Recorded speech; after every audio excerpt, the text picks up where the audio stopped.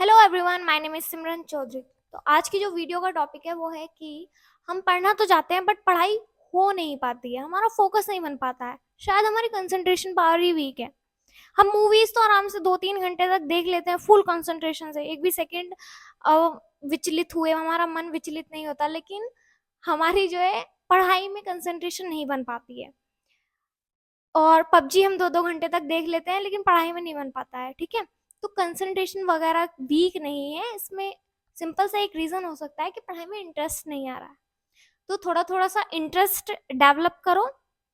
वो कैसे होगा? पहले अपने इंटरेस्टिंग सेगमेंट से स्टार्ट करो जिसमें आपको ज्यादा मजा आता है। मान लो किसी को बायो समझने में या रीड करने में थोड़ा ज्यादा अच्छा लगता है, या फिर किसी को क्वेश्चन सॉल्व करने में ज्यादा अच्छा लगता है, तो उससे स्टार्टिंग करो।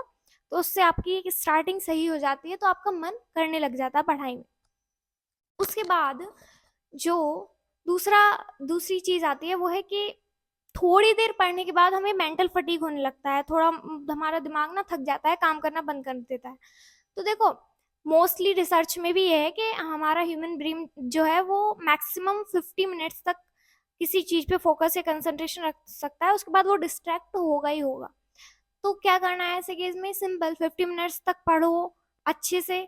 उसके बाद थोड़ा सा 10 मिनट का ब्रेक ले लो। ब्रेक में क्या कर सकते हैं? थोड़ा सा देख लो, किचन में कुछ खा लो, मम्मी से बात कर लो, थोड़ी सी गप्पे शप्पे लड़ा लो किसी दोस्त से, या फिर कोई छोटा भाई बहन है उससे ही थोड़े मजे ले लो, या बड़े भाई बहन की थोड़ी चुगली कर लो मम्मी पापा से, उसमें बहुत मजा आता है जब उन पे डांट पड़ती है। तो थोड़ा सा ना हंसी मजाक टाइप से रहना है, ब्रेक लेना है, इंसान की तरह पढ़ना है, ठीक है। तो इंसान हो, इंसान की तरह पढ़ोगे तो हो जाएगा, लेकिन रोबोट या मशीन बनने की कोशिश करोगे कि भाई मैं सुबह बैठा तो शाम को ही उठूंगा, अब लंच वंच कुछ नहीं, तो ऐसा नहीं होगा, ऐसे काम नहीं चलेगा। मतलब कि क्योंकि नीट जो है वो एक, ऐसा समझो, मैराथन है, स्प्रिंट रेस नहीं है कि आप एक दिन 16-17-18 घंटे पढ़ लिए, या 2 दिन पढ़ लिए उसके बाद तीसरे दिन फुस। इसमें जो है आपको लॉन्ग टर्म विजन रखना है, डेली बेसिस पे पढ़ना है, थोड़ा थोड़ा स्मॉल स्मॉल स्टेप्स लेने हैं। डेली 6 से 8 घंटे पढ़ने हैं, बट मैं आर्ट्स की क्या बात कर रही हूँ, आपको छोटे छोटे टारगेट सेट करने हैं कि हाँ भाई मुझे बायो में इतना चैप्टर कंप्लीट करना है। आपसे पूरा भी नहीं हो रहा, आधा सेट करो, लेकिन वो करना है। इतने मुझे क्वेश्चन सॉल्व करने हैं। छोटा रखना है टारगेट, ये नहीं कि 200 क्वेश्चंस मैं एक दिन में करूंगा, नहीं। छोटे टारगेट्स करो, पूरा करो, और जब वो पूरे होंगे ना, वो अचीव हो गए, तो आपके माइंड में खुद ही डोपामिन रिलीज होगा और आपको खुद ही थोड़ा और फिर पढ़ने का मन करेगा। हमें क्या लगता है कि बाहर से कोई मोटिवेशन दे जाए, इंजेक्शन लगा जाए और हमारा पढ़ने का मन करने लग जाए, लेकिन वो ऐसा है जैसे बलून में हवा भरते हैं ना, वो थोड़ी देर तक ऊपर जाता है फिर फिस नीचे आ जाता है। ऐसे ही एक्सटर्नल मोटिवेशन काम करता है। इंटरनल मोटिवेशन आना चाहिए। वो कैसे आएगा? एक तो आपको होना चाहिए डिजायर कि हाँ यार मुझे ये गोल अचीव करना है। दूसरा, जब छोटे छोटे टारगेट रखोगे ना और वो अचीव होंगे, तब इतना ज्यादा मोटिवेशन आएगा कि आपको और ज्यादा पढ़ने का मन करेगा। पढ़ने का मन ही तब करेगा जब आप पढ़ोगे, पढ़ के आपको अच्छा लगेगा और फिर आप और पढ़ोगे। तो ये ध्यान रखना है कि कंसिस्टेंसी किसी भी एग्जाम में, नीट में ही नहीं, किसी भी एग्जाम में मैटर करती है। आपको डेली बेसिस पे पढ़ना है, छोटा छोटा पढ़ना है, थोड़ा थोड़ा कुछ टारगेट्स कंप्लीट करने हैं डेली, ठीक है। और मान लो आपने वीक में कोई या मंथ में कोई टारगेट सेट करे और आपके वो कंप्लीट हो गए कि हाँ भाई मेरा ये पर्टिकुलर ऑर्गेनिक कंप्लीट हो गई, या कोई भी कुछ चैप्टर्स कंप्लीट हो गए, उसके बाद आपके अपने आप को थोड़ा सा बड़ा रिवार्ड देना है। कहीं बाहर चले गए, कोई मूवी देख ली, या फिर कुछ अच्छा सा खा लिया। उससे क्या हो जाता है? माइंड रिफ्रेश हो जाता है। तो हमें ना माइंड रिफ्रेश करते रहना है और पढ़ते रहना है, और एक्स्ट्रा चीजों में कहीं भी माइंड नहीं लगाना है, राइट। ऐसा नहीं है कि आप ब्रेक के लिए इंस्टाग्राम की रील्स देख रहे हैं और वहां पे तो ब्रेक, माइंड रिफ्रेश होने की बजाय और ज्यादा एग्जॉस्ट हो चुका है कि आप पढ़ाई करने के लायक ही नहीं बचा। तो फोन बहुत बड़ी डिस्ट्रैक्शन है। उससे मैं क्या करती थी पर्सनली, मैं क्या करती थी, मैं जो हूँ एक तो बहुत ही फालतू के ऐप्स नहीं रखती थी, बहुत जो जरूरी जरूरी है वो ऐप्स रखे। उनके भी मोस्टली के नोटिफिकेशंस ऑफ रहते हैं मेरे ऐप्स के। उसके बाद फोन साइलेंट करके अपने आप से थोड़ा दूर रखो। मान लो बेड पे पड़े हो तुम स्टडी टेबल पे फोन रख दो।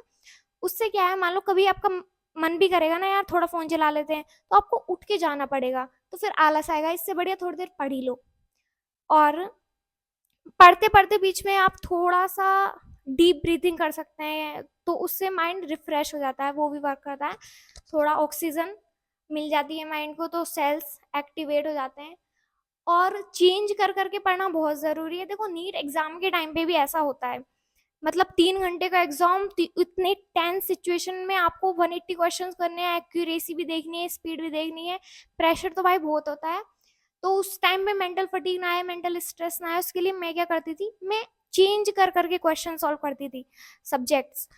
जैसे मैंने सपोज पहले सेक्शन बी कर लिए सारे सब्जेक्ट्स के, उसके बाद सेक्शन ए कर लिया बॉटनी का, उसके बाद 15 क्वेश्चन फिजिक्स के करे, फिर सेक्शन बी जूलॉजी का 15 क्वेश्चन फिजिक्स, देन केमिस्ट्री का सेक्शन ए, देन बचे हुए क्वेश्चंस, और बीच बीच में जहाँ लग रहा है थोड़ी डीप ब्रीथिंग कर ली 1-2 बार। उसके बाद या वाटर पी लिया, या फिर कहीं पे फिर ज़्यादा हो रहा है, मतलब अब क्वेश्चंस हो ही नहीं रहे हैं, माइंड का वर्क नहीं कर रहा है, तो ओएमआर भरनी शुरू कर लो। एक मान लो बॉटनी के सेक्शन की ओएमआर फिल कर ली।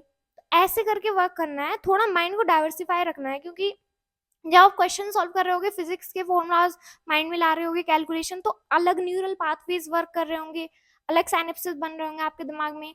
और जब आप बायो का कोई मेमोराइज वाला क्वेश्चन रिवाइज कर रहे होगे, अपने दिमाग में ला रहे हो रट्टा वाला, तो उस टाइम पे अलग न्यूरल पाथवेज वर्क कर रहे होंगे। तो माइंड जो है पूरा एक्टिव रहता है, और कोई भी माइंड का पार्ट थकता नहीं है। तो चेंज कर करके सब्जेक्ट्स को पढ़ना ये बहुत ही सही रहता है, मेरे लिए बहुत वर्क करता है, बेनिफिशियल रहता है। उसके बाद अगर पढ़ाई नहीं हो पा रही है किसी पर्टिकुलर रीज़न की वजह से, किसी कोई एक्सटर्नल डिस्टर्बेंस है, या कोई किसी पर्टिकुलर चीज़ की वजह से आपको स्ट्रेस आ रहा है, बार-बार वहीं ध्यान जा रहा है, तो पहले उस चीज़ को निपटा लो। मान लो किसी से अनबन हो गई है, बहस हो गई, किसी को आपको अपनी गलती रियलाइज़ हुई, किसी को सॉरी बोलना है या कुछ भी, या मान लो किसी का मैसेज नहीं आ रहा, तो पहले मैसेज खुद ही कर लो कि भाई क्या हुआ, तबीयत तो ठीक है, ये सब। फिर वहां से आप निबट जाओगे ना, एक्सटर्नल डिस्टर्बेंस खत्म हो जाएगा, तो आपका मन लगने लगेगा। तो कोई पर्टिकुलर रीजन है तो पहले उसे निपटा लो। एक चीज जो आती है वो है पढ़ते पढ़ते नींद आना। भाई नींद इसीलिए आ रही है क्योंकि आप स्लीप डिप्राइव्ड हो, तो उससे बढ़िया पहले सो जाओ। नींद आ रही है तो सो जाओ आराम से, क्योंकि नींद आते आते जो पढ़ोगे वो दिमाग में तो वैसे भी नहीं जाने वाला है। आराम से सो जाओ और फिर फ्रेश होके तब पढ़ लो। और अगर आप प्रॉपर नींद लोगे तो आपको पढ़ते टाइम नींद आएगी ही नहीं। नींद की प्रॉब्लम उन्हें ही होती है जिनकी नींद पूरी नहीं हो रही। तो इतनी बड़ा सफ़र है, ये जर्नी है, तो उसमें आपको स्लीप और खाना ठीक से रखना पड़ेगा, तभी आपका कंसंट्रेशन ठीक से बना रहेगा। और थोड़ी बहुत फिजिकल एक्सरसाइज कर सकते हैं, उससे बॉडी एक्टिव रहती है। और जो मैंने सुना है, पर्सनली मैंने ट्राई नहीं करा है, तो I don't know it works और नॉट, बट मेडिटेशन के बारे में बहुत सारे लोग बताते हैं कि थोड़ा ध्यान लगाओ, उससे कंसंट्रेशन पावर इंक्रीज होती है। तो ट्राई कर सकते हो, बट मैंने पर्सनली नहीं करा है ऐसा एक्सपीरियंस। तो बस यही है, छोटी छोटी चीज़ें हैं, प्रैक्टिस करते रहोगे तो खुद ही अपने आप आदत बन जाएगी। और बस ध्यान रखना है, small small targets but daily consistency matters a lot. तो दैट्स इट, थैंक यू।